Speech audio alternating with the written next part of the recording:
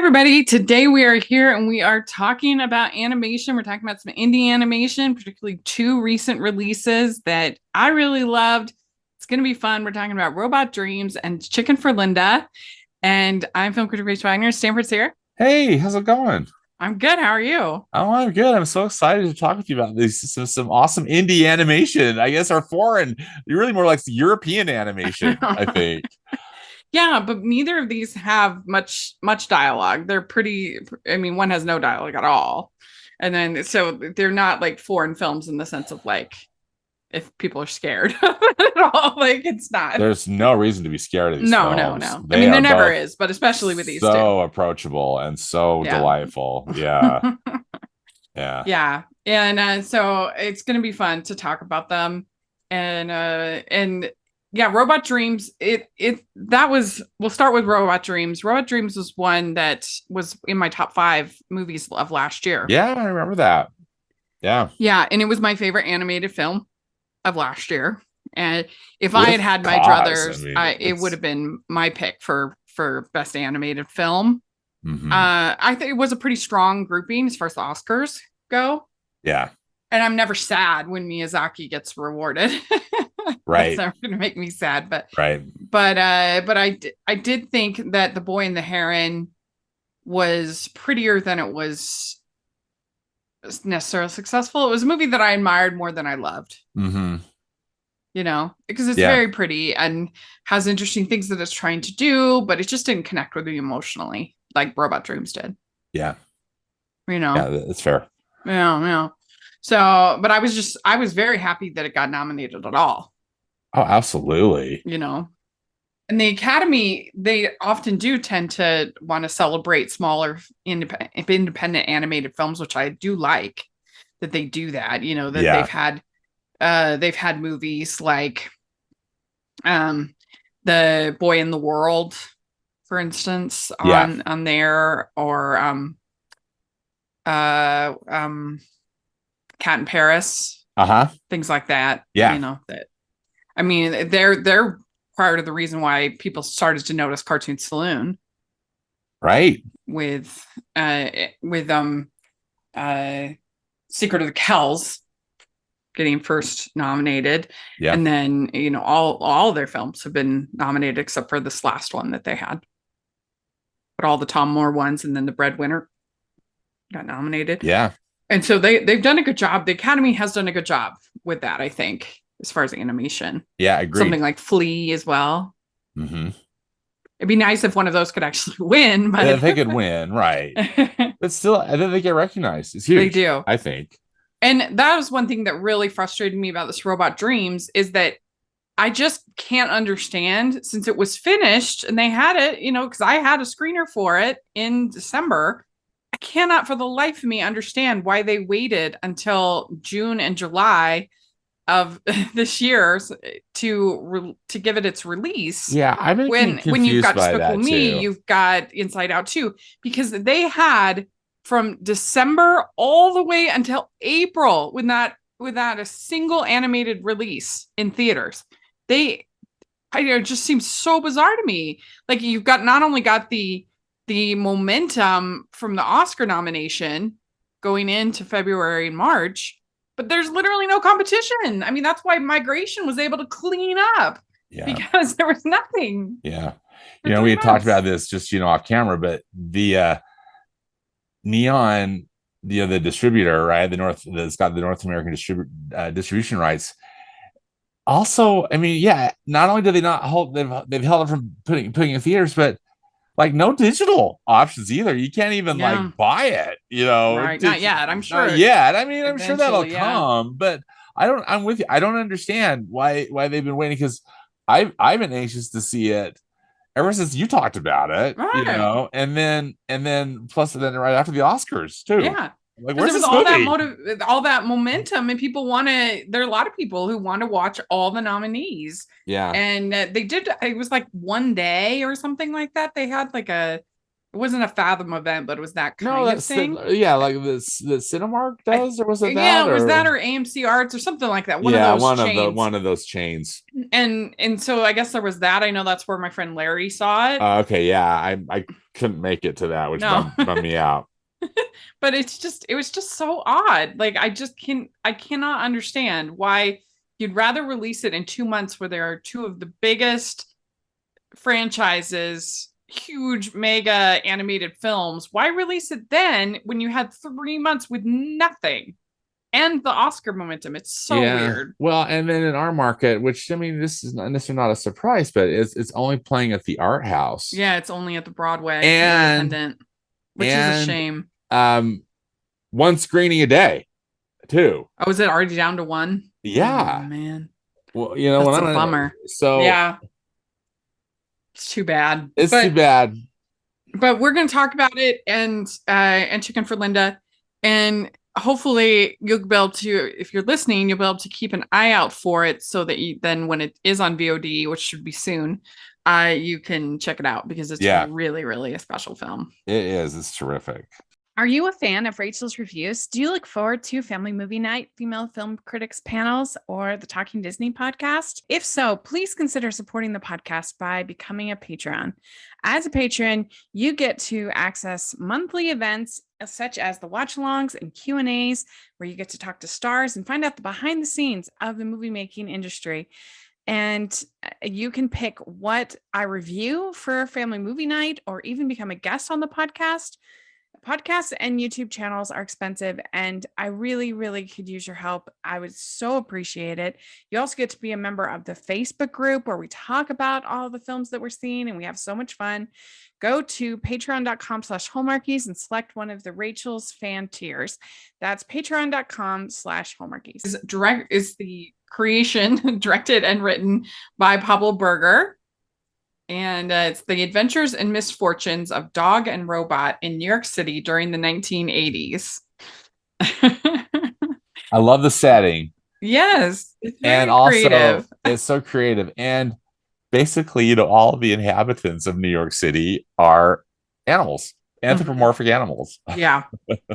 So it's like Zootopia, but set in the 1980s and in New York City. New York City. Yeah.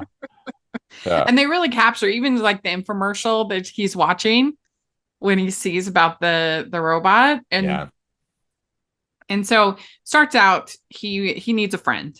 And that's really what this film is about. It's about friendship. It's a friendship movie. And dog who you just instantly just love, right? I mean, he's just instantly this very sympathetic character. Mm-hmm. Yeah, he needs a friend. He needs a friend. And I think as soon as I even read the synopsis, I'm like, I bet you I'm going to love this movie because I love friendship stories. That's a favorite of mine. So, and I did love it. And it starts out, he sees this ad for Robot Friend. He orders it. He puts it together. And then we get our big montage of them spending time together. And they spent the big bucks. I'm sure it was not cheap to get September from Earth, Wind, and Fire, but it was perfect, iconic. I'll never hear that song and not think of this movie ever again. It was used so perfectly, and as you said, just an absolutely excellent choice. Yeah, wonderful choice. And it's just so joyful, and that song, I don't think I can say that it's underrated because it's beloved, but like it's just got such a great hook. Maybe it's one of the great hooks as far as like really, drawing you into the song and gotcha. So it's perfect for something like this. Yeah, terrific. Perfect choice. And I just love this whole introduction to the characters. And I agree with what you're saying about the character designs because they're so lovable, both of them. Mm-hmm. And it's interesting because as Robot changes, his body changes, all you need to see is that little smile. Yes. And you immediately know. Yeah. And it's just so endearing. Yeah. Because the designs are really simple. I mean, they go with the very, although I'm sure they use a lot of computers, it's still, but it's a hand-drawn, 2D style. But gorgeous. I mean, so beautiful to look at. I love the animation. Yeah, I do too. I love it. I love it so much. And then so we get to this scene at the beach. They're having a great time. And all of a sudden, at the end of the day, they realize that he's rusted up robot from the seawater. Yep. And he cannot move him. And they did such a good job of like building up to that point. You feel the panic. You do. Yeah. Because the robot, he well, we can't budge, it's just this big heavy thing that's just laying there on the beach. Yeah, it's really heartbreaking, actually. Yeah, and he tries to go back. Everything's stopped. He cannot get back onto he does whatever he can, and then finally he realizes I can't do it. There's nothing I can do, and so that's devastating. Yeah. And what did you think of Robot? He kind of has these fantasy sequences. Hence the title of the film. Yeah, that's true. Yeah. Yeah. And he sees in his dreams, he sees Dog flirting with another robot or spending time with another robot.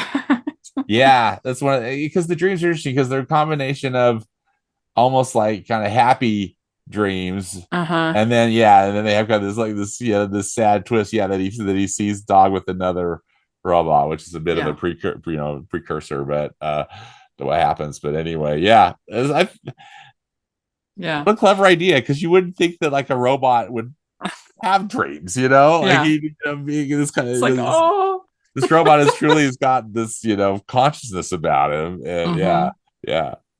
And then he gets broken up into pieces, and then all that's left is the leg, and Dog sees the leg, and he's very upset. And he can't go until the next summer, and he sees the leg. As the beach is locked up, and there's this. Dog gets thrown in jail a couple times because he's trying to break in, to the go onto the beach that's forbidden until June 1st, right? Yeah. And then there's a raccoon named Rascal who repairs Robot with like a boombox. Yeah, he puts the boombox as his torso, but you still know it's him because, like I said, that smile. He said the smile. He's got the same. It's a little dinged up, but he's still got that same headpiece, and And then Dog buys a new robot named Tin. That's like a gold. Kind of looked. I was saying it sort of looked like Princess Leia. Yeah. Sorry. That's a good point. Yeah. Yeah. And because he's lonely, poor guy. I know, poor Dog. And so then Robot becomes friends with Rascal, and that's where this kind of gets interesting, because it's a little bit more complex of a friendship thing, because there's like these layers, sort of the friendship between Dog and Robot, but then they develop these new friends, and then are they going to betray the new friends for the old friend? Yeah. And so that kind of adds a layer, because everybody's like really likable. It's not like one of these characters. It's not like it's Randy, right? Is that the name? What's the name of the raccoon again? Rascal. Sorry. Yeah. Rascal is just a really sweet, and he character. like saves him. Yeah, he saves, he repairs him, and I mean, it's too bad we couldn't just had the four of them all hanging out. I know that they're all like BFFs, right? But it wouldn't be as poetic. Yeah, but right, exactly. But that's the thing that was interesting to me, because I was wondering, okay, is Rascal going to be a rascal? You know what I mean? Like, is he? But he's not. He's dear. He's wonderful and treats the robot incredibly well. So sweet, and so is the Tin, the new robot. And Tin is wonderful. So sweet, and so it makes it work. And then there's this whole dream sequence of them reuniting together. You're like, oh, yeah. And then he sees Dog and Tin. And he's upstairs. He sees a he robot. Sees it from the window of his apartment. He plays September. Oh, yeah. It's something. Yeah. And then Dog continues off with Tin, and Robot continues with Rascal. but it's like La La Land for a robot. Yeah, I was gonna say it reminded me of La La Land and a in a dog. way. But yeah, it's interesting because it's joyful because everybody's happy, but they're Yeah. It's like we had this moment and we're grateful. Yeah. And then we're moving on. And it's And, just so it's so good. And it's interesting to me too. I love how Robot, I mean, he makes a decision. That's hard, but I feel like it was a good one, rather than really try to reunite, and then that would really mess 3 lives up. You know what I mean? And he kind of takes like the high road, which I because you have different seasons of life, and that's the way life is. There's such a beautiful message, and I mean, the big complaint, I most people absolutely love and adore this movie, as they should, but the big complaint that I've heard from some people is like, oh, it's a short, it shouldn't be a feature, it's too stretched out. I disagree. And I just don't agree. Like, maybe you could take a little bit out of that middle section, maybe, but like, I don't know. I just think that because they add this, like, if it was just the beginning, that would be sweet and wonderful. But I think having it be this larger story about how friendships evolve, I think I'm glad they have it. I like it too. And also, I mean, as you mentioned, there is no dialogue in this movie. None. And which I just think is just part of the mastery of the storytelling, or the masterful storytelling. What a nice job the filmmakers did. Terrific film. I just love it. And me, lately, I haven't been loving much. So well, I'm glad you found something that you liked, Rach. I'm gonna grump, but I love this. I think this is I just think it's one of the finest films in the last bunch of years. I really do love it. And so I'm so glad that everybody finally got to see it. Yeah, me too. You got to see it. Yeah, I'm so glad I got to see it. So we'd like to take a second and thank our sponsor for this episode of the podcast. It's Factor Meals. Warmer, sunnier days are calling. Fuel up for them with Factor's no prep, no mess meals. Meet your wellness goals in time for summer thanks to the menu of chef-crafted meals with options like Calorie Smart, Protein Plus, and Keto. Factor's fresh, never frozen meals are dietitian approved and ready to eat in just 2 minutes. So no matter how busy you are, you'll always have time to enjoy nutritious, great tasting meals. Make today the day you kickstart a new healthy routine. What are you waiting for? With 35 different meals and more than 60 add-ons to choose from every week, you'll always have new flavors to explore. Crush your wellness goals this month with dietitian-approved meals and ingredients you can trust. Make your day delicious from breakfast to dessert. Stay fueled with easy, nutritious options. Treat yourself to restaurant-quality meals that feature premium ingredients like filet mignon, shrimp, and blackened salmon. Keep kitchen time to a minimum. Factor meals are ready in 2 minutes. No shopping, prepping, cooking, or cleaning up. Enjoy effortless support for your lifestyle. Choose from 6 menu preferences to help you manage calories, maximize protein intake, avoid meat, or simply eat well balanced. Head to factormeals.com/hallmarkies50 and use code hallmarkies50 to get 50% off your first box plus 20% off your next month. That's code hallmarkies50 at factormeals.com/hallmarkies50 to get 50% off your first box plus 20% off your next month while your subscription is active. Definitely check out Factor Meals. We know you'll love them. This chicken for Linda. Now, which is one I had not heard of, except when you're the one who suggested it for me. So thank you again, Rachel, for always introducing the cool stuff. If you have the Criterion channel, it is available to watch on there right now. I don't know for how long, but if people have the Criterion channel, because that's how I watched it. Was on Criterion channel, thanks to you, which is really cool for recommending it. Yeah. That they have that, and they've been having some I feel like some animated films. Yeah, they've had some animation on there. They don't they don't have a lot, but this one one is it's made in Europe. I think that was was the kind of the primary country, France, but it's So this one, it's directed by Chiara Malta and Sebastian Laudenbach, and we did talk about Sebastian Laudenbach already on the pod about A Girl Without Hands, which was from 2016, which I loved. But that is a lot heavier than this. Yeah. If people are kind of like that can be kind of violent and disturbing, really, even though the animation style is somewhat similar. But this is pretty joyful movie. It's even compared to Robot Dreams, it's not as heavy as Robot Dreams. It's a screwball comedy. Yeah, it really is. It's true. And so much fun. When it first started, I thought it was going to take a completely different route. I mean, you told me how you mentioned your thing, say this movie is delightful. So okay, I'm going to stick with it, because initially I'm thinking this is going to be a kind of a foreign family drama that just doesn't look like, it just looks like it's going to be super downer. But it takes a turn. I mean, you get kind of the setup, because cute little Linda, her dad died when she was very young. Mm-hmm. And so she's with just, her single mom who's struggling, it's just that they're having a hard time. But that gets established, and then it's just joyful, I mean, that is just, just kind of these nonstop, these fun characters and all these funny situations.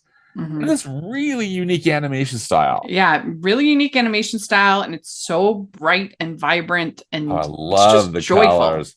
Rachel, my only regret is that I couldn't see it on the big screen. I mean, I wish it would be so fun. Yeah, it's true. It's true. It's true. Maven's gone, because we could ask for this. I know we could ask for it. I'll be so sad. But yeah, so this was directed by Sebastian Laudenbach and Chiara Malta, and they did the screenplay as well.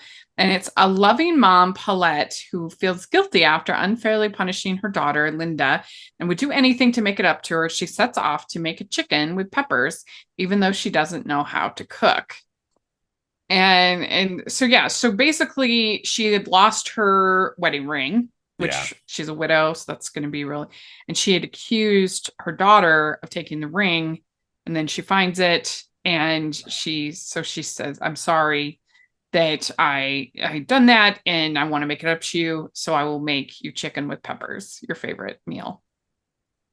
So that's the basic plot, kind of and then it's going around the city to find the different ingredients. Well, yeah, and there's a strike going on, and so which is such a European thing. I mean, when I lived in Italy, there were strikes all the time. They would just stop the buses, they're just like, we're on strike, and they are stranded. But you're thinking, how is she feeding her daughter if she like I guess if you live in Paris, you don't have to cook that much.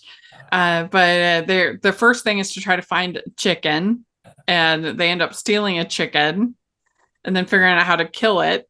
It's an ordeal. Exactly. Which is really funny. And the chicken at one point is in this tree, and the whole thing is done with this very like watercolor-ish kind of a feel to it. All moves and flows, and with the animation. Yeah. I loved. And there's a strike happening. There's definitely a feeling, you can tell this was made during the pandemic. You can feel it. You really can feel it, can't you? Because everybody's going home. The whole city's shutting down. There's just a lot of things like that. Yeah. And so she is pretty bad cook, though. Oh, terrible. Burning everything. Yeah. It's terrible. Do you have a dish that would be your pick that you either would have, like if your mom were to have made you a special meal, or somebody you love? My mom she could just make this in her sleep.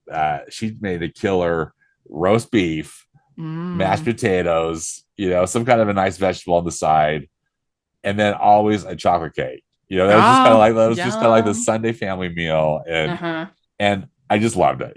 She did make this really great gravy, and it was all from scratch, and it was lovely. That's just absolutely. That's just. What's so funny is that my mom is an absolutely excellent cook, and she makes really delicious meals. Yeah, and she could be quite ambitious, cooking like French food and like different cultures and things like that growing up. But the one thing that she's terrible at is cooking, particularly beef. She can make a decent chicken, but particularly beef, because she gets so nervous. It's like, is it cooked enough? And like gonna get people sick or whatever. And like her mom overcooked her beef as well. And so like if you had roast beef from either my mom or my grandma, it was always like so bad, or like anything like that, steak, roast beef, anything like that. And it wasn't until I went on my mission, because of Indiana, like a lot of that kind of cooking, and I was like, this is delicious. That's great. But yeah, I mean, my mom would go in phases where she would cook a lot of kind of one thing and that we would really like. But I do get a certain degree of nostalgia with like pasta with either meat sauce or like spaghetti and meatballs kind of a thing. Yeah. We had that so much, and it's one of those things I think I could eat spaghetti and sauce. I think I could eat that every day of my life. Yeah. I don't think I would ever get tired of it. Oh yeah. Exactly. Yeah, it's so yummy. Yeah. And I'm trying to think other things. Like I said, she did go in phases, but she used to make a roast. She would make a really good roasted chicken with potatoes, and kind of like home fried potatoes with onions and rosemary. And that was really good. Because I don't like onions that much. I'm very picky, but I do like that. Okay. Yeah. I don't know. I just feel like so often onions, they sort of overtake the flavor. And so then that's all I can taste is just the onion. Okay. Yeah. But yeah, so I probably pick spaghetti and meatballs. And then like I love lemon pie. Lemon meringue pie. Lemon meringue pie is the best. But I like it real lemony. I like to like really tart, right? Yeah. Yeah. So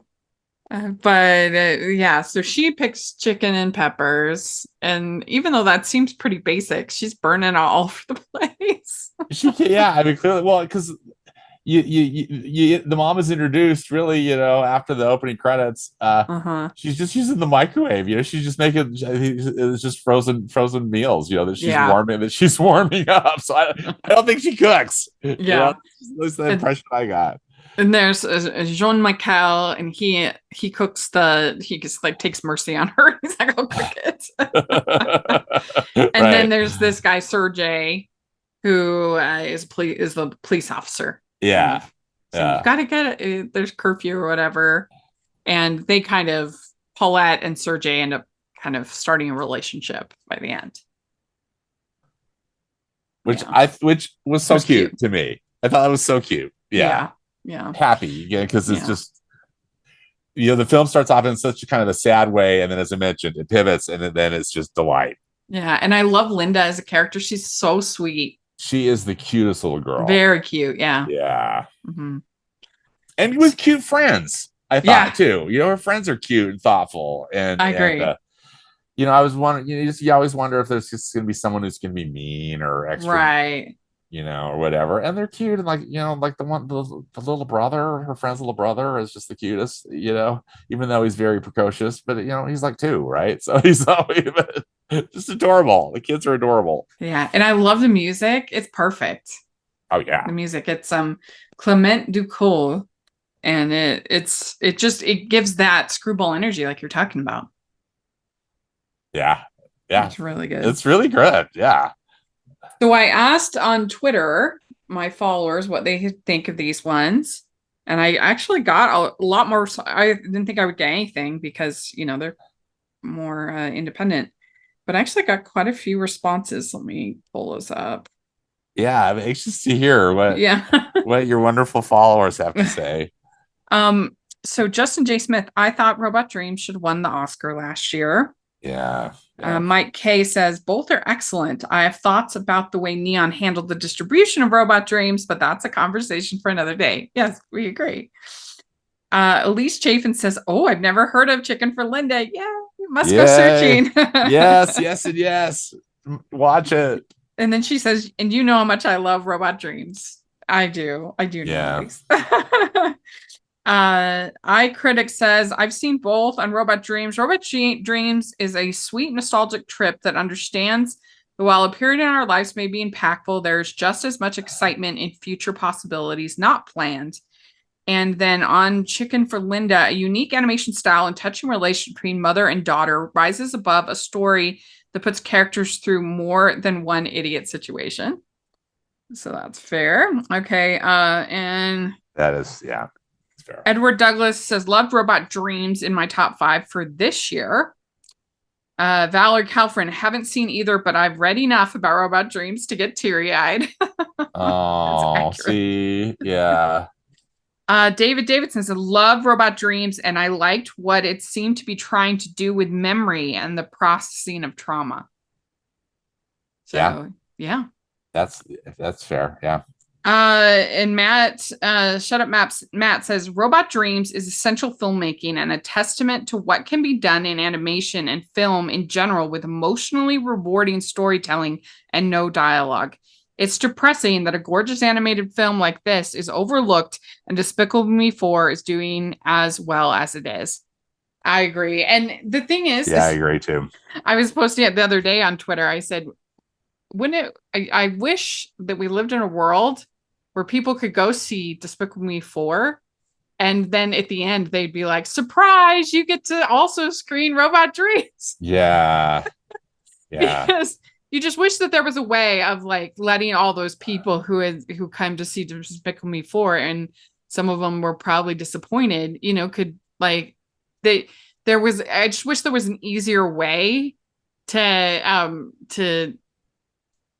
let people know about these smaller films, and get eyeballs on them. I wish that there was a way to do it, and I don't know, something like that. Because a lot of people would be like, "Oh, free movie, I'll check it out."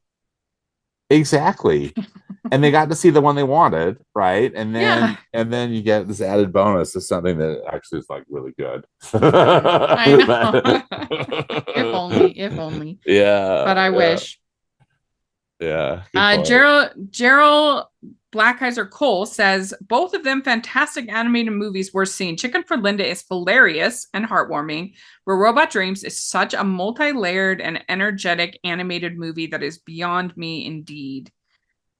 Douglas Davidson says, still need to see Robot Dreams, but Chicken is positively adorable. The approach to the animation, it really helps enhance the whimsical energy, the point of view of the film.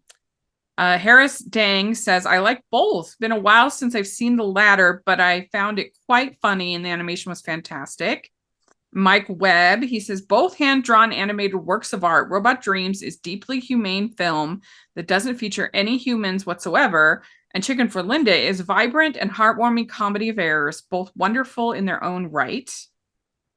And just one more. Aaron says, I've seen Robot Dreams and loved it. Currently my favorite animated film of the year, going off of the UK release. So there's more. I was really surprised to get such, I haven't. So happy that so many people have seen it, I have animation followers, but I was still surprised to get as many responses as I did. Oh, absolutely. So there must be a lot of people who've gotten to see it on Criterion for Chicken for Linda. Yeah. Which is good. Yeah. Yeah. I wonder if they'll do a full-on release. I hope so. Yeah, that would be nice. Nice. Yeah. I think that G-Kids did the whatever little release thing. Let's see. Does it say on here? I'm pretty sure, I'm not positive, that it was G-Kids. And G-Kids. Okay. Did it. I guess it was released, the small release in April. Okay. For G-Kids, for Chicken for Linda, and then Neon did the Robot Dreams. It's Robot Dreams, yeah. Mm-hmm. Yeah. So, but if you haven't had the chance to see either of these movies, you should definitely check them out. They are lovely, and just, I don't know, they're just great. So I would highly recommend both of them. Yeah, Chicken for Linda, I'm not sure. I don't think we mentioned already, but it's in French with English subtitles. At least that's what they were showing on the Criterion channel. And but I personally, I don't have any issue with subtitles, you know. So, no, and it's just not a also, dialogue heavy film. I was going to say there's just not a lot of dialogue going on. Again, it's just this visual comedy, you know, that is really funny and really fun. Yeah. So there we go. That is those films. Let us know what you think. If you got a chance to see either of them, we'd love to hear your thoughts in the comment section or on Twitter. And make sure to check out our playlist with all of our indie animation reviews. We'd love your thoughts on any of those. And Stanford, how can people find you? On Twitter/X, I'm at Stanford Clark. And I also have a movie podcast and website that you can find at moviespastandpresent.com. Free. And you can find me at Rachel's Reviews, all of our social media, iTunes, YouTube, and on Rotten Tomatoes. So check that out. Also, if you are listening to the podcast on iTunes, if you could give it your ratings and reviews, we really appreciate it. And if you are watching on YouTube, please give the video a thumbs up and subscribe to the channel. We sure appreciate that. And there's the Patreon group, which is the biggest way you can support us, and the merch store. We get #Animation Junkie shirts, and I'm an animation girl. So take a look at that. And thanks so much, everybody. We'll talk to you later. Bye.